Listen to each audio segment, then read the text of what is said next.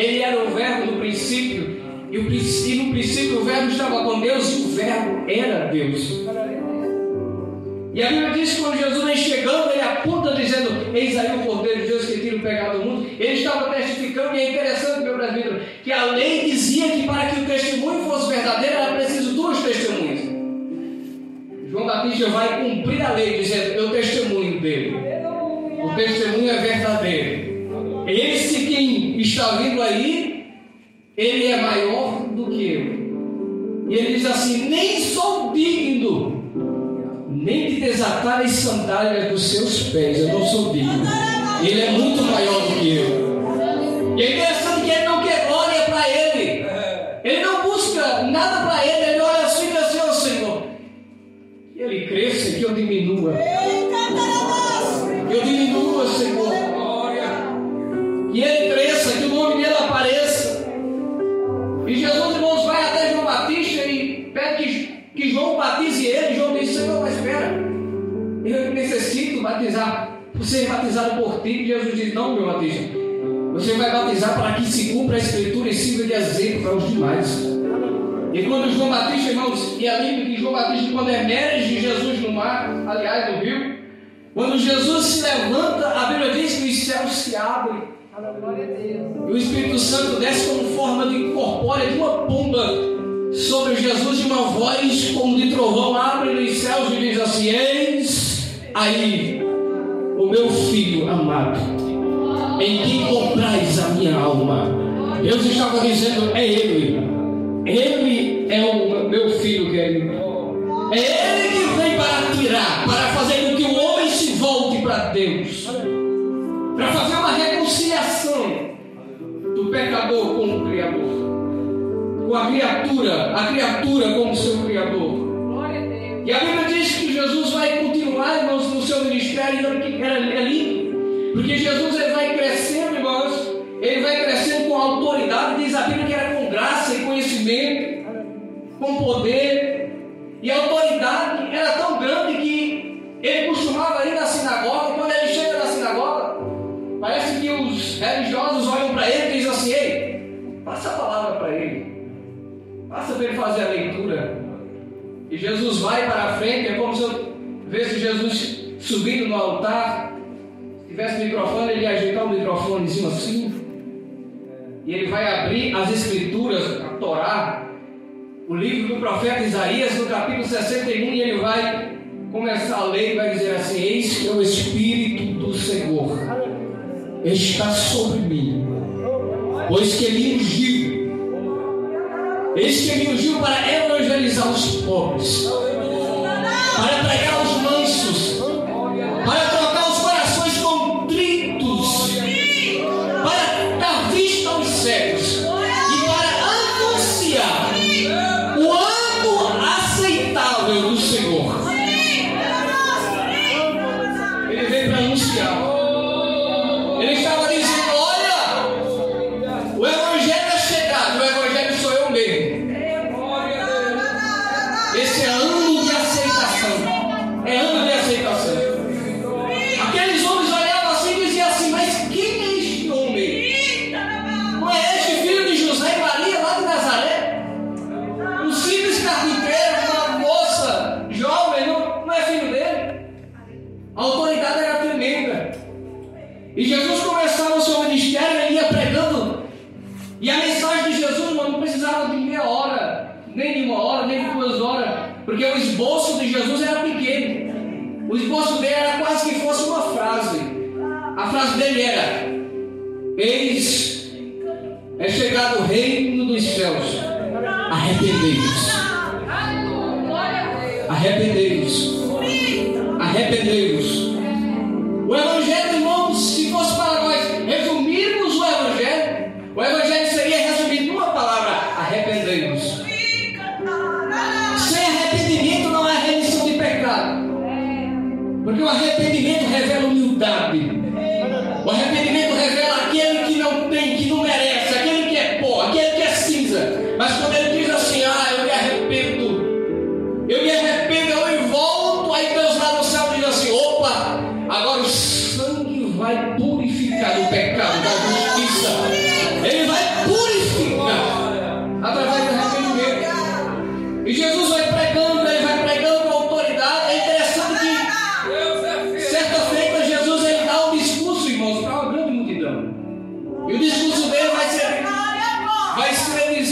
olha, eu sou o pão do céu. Na verdade, Moisés, ele diz que Moisés, aquele pão que descia lá do deserto, aquele maná, ele diz, não, na verdade aqui só ia alimentar o corpo de vocês. Mas eu sou o pão do céu. Aquele que vem a mim nunca mais vai ter fome, nunca mais vai ter sede. Aqueles homens olhavam, mas é interessante que até os discípulos que andavam com Jesus diziam, Senhor, esse discurso é duro demais, Senhor. Como se estivesse dizendo assim, o Senhor está se comparando com Deus. Esse discurso é pesado para nós. Até os discípulos chegavam e diziam, Senhor, diminua mais aí, tá duro demais. Está duro, Senhor. E a Bíblia diz, irmãos, que até os discípulos iam sair. E Jesus olha para alguns discípulos que ficaram apenas. Porque quantas vezes Jesus foi deixado de lado? E ele olha e vê alguns discípulos perto dele. Dentre esses discípulos estava o apóstolo Pedro, que deu tanto trabalho para Jesus. Ou para dar trabalho. O apóstolo Pedro estava dentre eles e Jesus olha assim e diz assim, vocês não vão embora também com os demais? Aí o apóstolo Pedro olha assim para Jesus e parece que eu vejo quando eu fico imaginando, irmãos. O apóstolo Pedro olhando para Jesus e dizendo assim, Senhor, para onde iremos nós? Para onde iremos nós, Senhor? Eu já deixei o meu trabalho, a minha pesca, eu era pescador, eu deixei tudo, deixei minha casa, deixei minha esposa, deixei tudo para trás para te seguir. Para onde iremos nós, Senhor? Só tu tens as palavras de vida eterna. Só tu tens, Senhor. Quando tu fala, a nossa alma se alegra. Essa alegria que tu está sentindo ainda é porque eu estou falando, não, mas é porque a palavra está entrando, você está recebendo a alegria do céu aqui nesta noite. E se eu disse que Jesus é pão, e se a palavra diz que ele é pão, não sou eu que estou dizendo, nesta noite ele tem pão para alimentar almas que estão aflitas. Nesta noite ele tem pão, ele tem água. Talvez tu chegou aqui desanimado, sem força, mas ele está dizendo, come pão, bebe água nesta noite, porque o teu caminho é cumprido. Não é hora de parar, é hora de levantar a cabeça, come pão, bebe água. A resposta de Deus para nós é prossiga, continue. Elias estava, depois de enfrentar Acabe, Elias parecia com tanta ousadia, irmãos, mas quando ele enfrenta Acabe, ele enfrenta o exército de Acabe, mas agora Jezabel vai dizer assim, olha, tu matou os meus profetas, então agora até amanhã cedo tu vai morrer também. E a Bíblia diz que Elias agora se prostra, depressivo, ele se prostra agora, ele corre aos desertos e ele vai dizer, Senhor, eu não estou aguentando mais não, eu não aguento mais, Senhor. Talvez Elias disse assim, eu quero parar. Senhor, só eu restei de Israel, os profetas todos morreram, só eu restei. E a Bíblia diz que ele adormece ali, e a Bíblia diz que o anjo vem e toca em Elias. Quando toca em Elias, a Bíblia diz que o anjo diz, Elias, come pão, bebe água, Elias, o teu caminho é cumprido, tu ainda tem muita coisa para fazer ainda. A Bíblia diz que Elias se levanta, come o pão, bebe água, mas ele adormece de novo. O anjo mais uma vez vem e toca em Elias. Quando toca em Elias, a Bíblia diz que ele desperta. E a Bíblia vai dizer, irmãos, é coisa linda do céu, porque com um pão e um odre de água que Elias bebeu, a Bíblia diz que Elias se levanta, e agora com esse pequeno lanchinho ele vai andar 40 dias. Irmão, às vezes as pessoas olham para a gente e dizem assim, mas como é que está em pé ainda, né? Como é que ainda está caminhando, está crente ainda? Como é que ainda tem fé ainda depois de tudo que passou? O segredo é o pão, filho. O segredo é a água que a gente recebe quando a gente chega aqui. O segredo é quando a gente entra no quartel-general, quando chega aqui e diz assim, Senhor, eu preciso de ti. Aí ele diz, fica tranquilo, filho, eu mando pão, eu mando água, mas você não vai ficar prostrado, não. Você vai caminhar ainda por muitos dias. Você vai caminhar ainda. Jesus disse assim,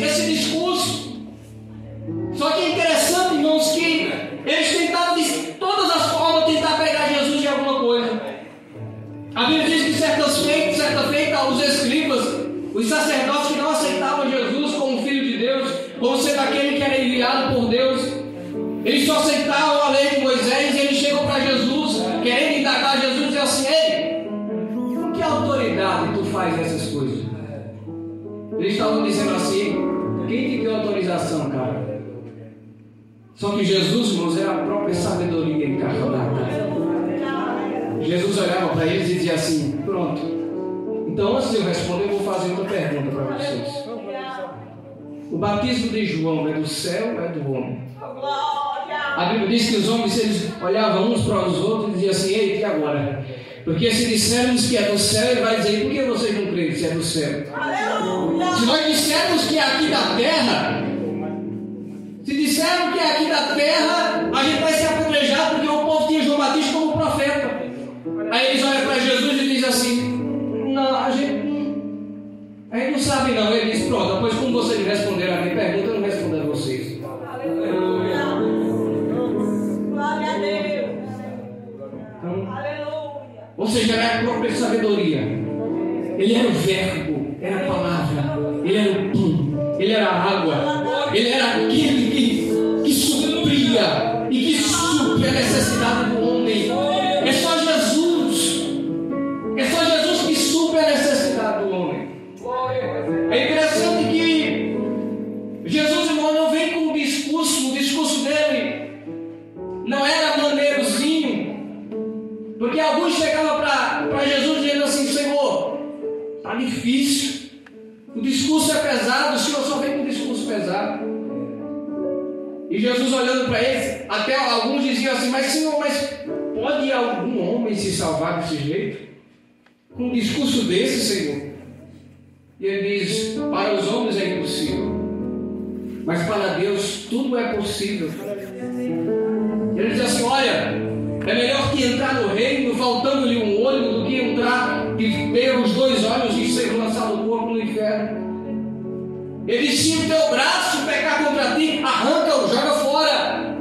É melhor entrar no reino com um braço só do que ser com dois braços, o corpo inteiro ser lançado no inferno. Era um discurso, irmão, que se fosse hoje em dia, Jesus já estava no PROCON, ele já estava processado. Mas era o Evangelho de Jesus Cristo. E deixa eu dizer uma coisa, irmão: Evangelho, nunca pense que Evangelho vai ser aceito pelo mundo. Não. Eu digo Evangelho, não, se for aceito pelo mundo e o mundo receber com bom grado, desconfie do Evangelho. Porque o Evangelho, irmão, primeiramente ele confronta o homem. O Evangelho não vem como um discurso: ah, você é bonitinho, você é uma coisa linda, você é campeão, você é vencedor. Olha, você vai conseguir porque você é filho de Deus. Não, o Evangelho vem e diz assim: olha, tu és vencedor, agora se arrependa. Aleluia. Que conserta. Glória a Deus. Jesus disse: olha, muitos naquele dia vão dizer assim: Senhor, eu curei em teu nome, eu profetizei em teu nome, eu fiz tanta coisa no teu nome. Ele diz assim: olha, apartai-vos de mim, eu não vos conheço. Apartai-vos de mim para o fogo eterno. Evangelho de Jesus Cristo é renúncia. Evangelho de Jesus Cristo é sacrifício, é sacrificoso. Evangelho de Jesus Cristo é preciso renúncia. A Bíblia diz que o homem, Jesus chama ele e diz: olha, segue-me. Ele diz assim: Senhor, mas deixa primeiro eu sepultar ali, deixa eu fazer o sepultamento do meu pai. E ele diz assim: não há tempo para isso. Deixa que os mortos sepultem os mortos, segue-me. Vem, não há tempo. Ou seja, não há tempo. Não é tempo de perder tempo. É tempo de buscar a Deus. É tempo de voltar para Deus. Ainda que seja difícil, mas é o único caminho ao Evangelho de Jesus Cristo. Jesus não veio com um discurso, teologia de prosperidade, dizendo assim: olha, vem para o Evangelho que você vai ser rico. E nada contra a riqueza, irmão, pelo contrário. A riqueza é boa se usá-la legitimamente. Mas o Evangelho não é isso. O Evangelho também não é status. Eu sou evangélico. Eu tenho algo para colocar no meu Instagram, ou então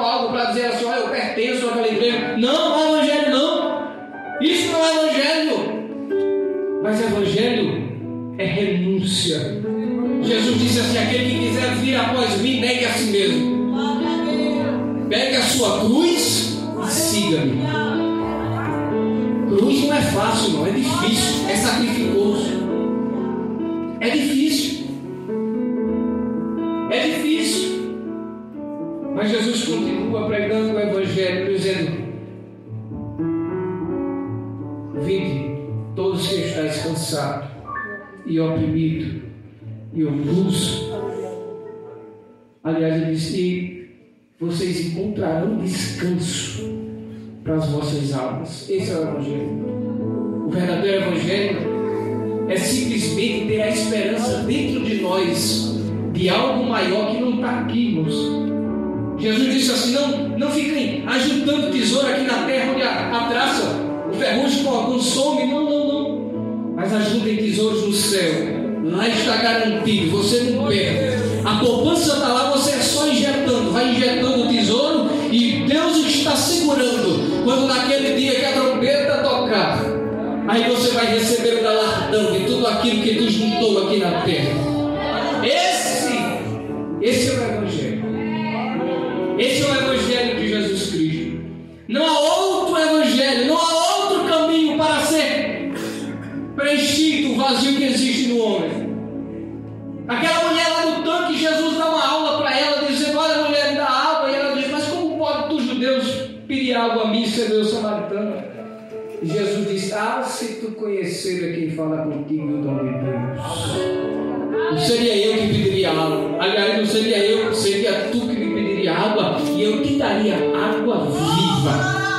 Água viva que se fará uma fonte que jorrará para a vida eterna. Pode ser com sacrifício, ainda que seja com renúncia aqui na terra, ainda que nós soframos, ainda que nós padecemos pelo nome de Jesus aqui na terra, mas há uma esperança maior. Essa esperança vai ser, como o apóstolo Paulo diz, no ressoar da última trombeta. Aqueles que morreram em Cristo ressuscitarão primeiro. Os que ficar vivos depois serão também transformados e arrebatados ao encontro de Jesus nos ares. Nós estaremos com Ele para sempre. Quando nós vemos aqui, quando Jesus ele vai terminar o seu ministério aqui na terra, ele faz questão de preparar bem direitinho. Ele chega e diz aos discípulos: olha, fiquem aqui porque vocês vão ser revestidos de poder. O Espírito Santo virá sobre vocês, porque eu não vou deixar vocês só aqui na terra. O Espírito Santo vai vir sobre vocês. Ele ficará até a consumação dos séculos. Ele ficará com vocês. Ele vai instruir. Ele vai guiar vocês. E é interessante que quando Jesus termina o discurso, aqui os discípulos, quando percebem, ele vai subindo. E ele vai subindo, os discípulos só ficam olhando para cima, até Jesus se ocultar no meio das nuvens. Quando ele se oculta de vez, parece que os discípulos ficam olhando assim: eita, agora, o que a gente vai fazer? Aí os dois anjos chegam, vestidos de branco, e dizem assim: varões, estão esquecidos do que ele falou? Estão esquecidos da promessa? Esse Jesus que vocês estão vendo subindo,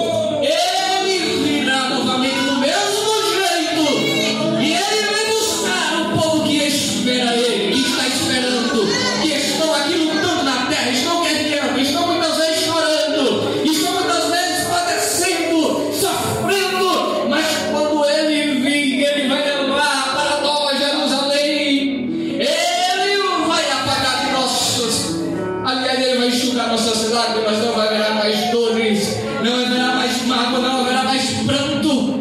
Esta é a alegria do crente que crê em Jesus Cristo, daquele que professa a fé em Jesus Cristo. Esta é a promessa. E o apóstolo João, na sua primeira epístola, ele vai confirmar, dizendo que esta é a promessa que ele nos fez. Não foi carro, não foi moto, não foi casa, não foi patrimônio algum. Ele disse: esta é a promessa que ele nos fez, a vida eterna. E a vida eterna é a única promessa que nós temos. Esta e promessa verdadeira. promessa verdadeira, porque Ele disse, certamente Ele vai cumprir a palavra que Ele tem dito. Porque diz a palavra de Deus, Ele é fiel. Aquele que prometeu é fiel para cumprir. Vocês, irmãos, não é tempo de ficarmos cocheando em dois pensamentos. Se é Deus, a Deus. Se é Baal, a Baal. Mas é tempo de decisão. Esses últimos dias, que nós chamamos de 1/10 hora, que o apóstolo João há 2000 anos já tem dito assim: olha, filhinhos, é já a última hora. O apóstolo Paulo ele vai dizer também na sua epístola, há 2000 anos atrás, ele vai dizer: agora a salvação está mais próxima ainda do que quando eu aceitei. Está muito próximo, está muito próximo. O escritor aos Hebreus ele vai escrever: olha, não deixe a congregação como muitos estão fazendo. Quanto mais vede que se aproxima aquele dia, não deixe, fiquem firmes, fiquem firmes, fiquem firmes, fiquem firmes, fiquem firmes na promessa, fiquem firmes, se apeguem com a promessa. É tempo de decisão, é tempo de decidir. E talvez, irmãos, talvez alguém pode até dizer assim: mas eu sou então imperfeito, eu tenho que preparar tanta coisa. Irmão, e quem disse que tem alguém aqui que já está 100% preparado?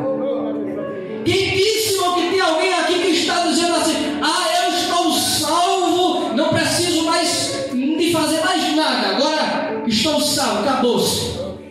Não, irmãos, todo dia é dia de processo diário. Todo dia é dia de buscar a Deus e se arrepender, e dizer assim: Senhor, eu me arrependo do pecado. Todo dia é dia de nos prepararmos. Todo dia é dia de prepararmos. Então vem se preparar com Jesus. Com Jesus é melhor. Com Jesus é melhor.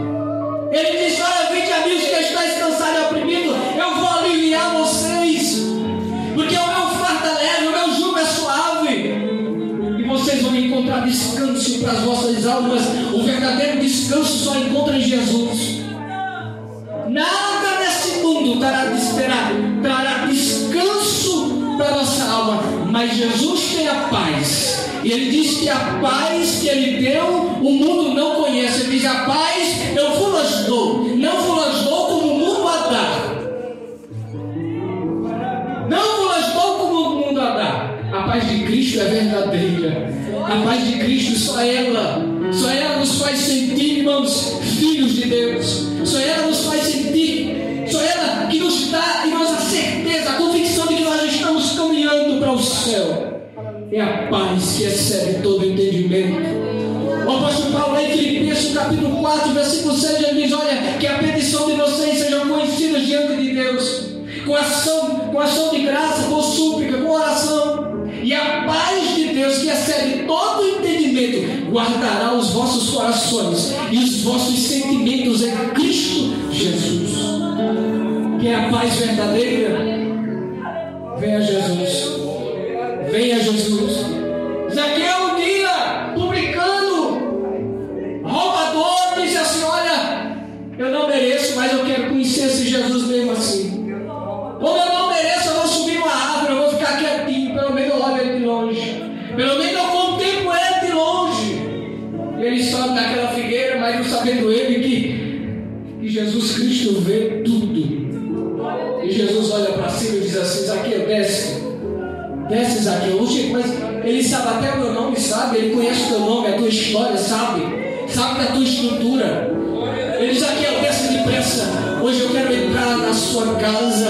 Hoje vem salvação à tua casa, Zaqueu. E nesta noite é dia, é noite de salvação. Recebemos Jesus Cristo hoje mesmo. Ele entra na tua casa.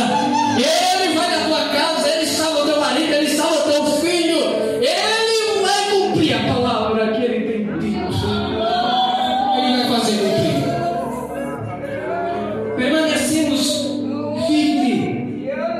Permanecemos firmes, irmãos.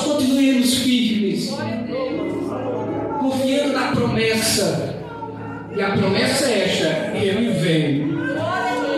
Ele vai vir. O mundo está dizendo assim: não, a gente vai reencarnar.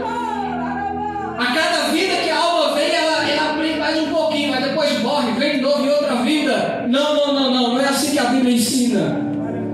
Outros dizem assim: não, mas a vida, quando chegar na sepultura, se acaba. Não tem mais jeito, não chegou na sepultura, pronto, já era, acabou-se. A gente volta por nada, a gente vem do nada e volta por nada. Não é assim que a palavra de Deus diz. Não. Mas Jesus disse assim: olha, não tenha medo daqueles que podem matar o corpo e não tem o que fazer mais com a sua alma. Mas antes, temam a Deus, que tem o poder de matar o corpo, mas tem também o poder de lançar a alma no inferno.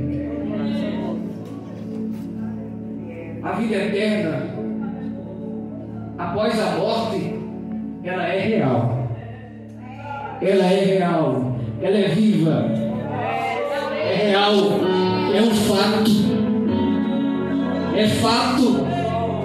A palavra de Deus nos diz.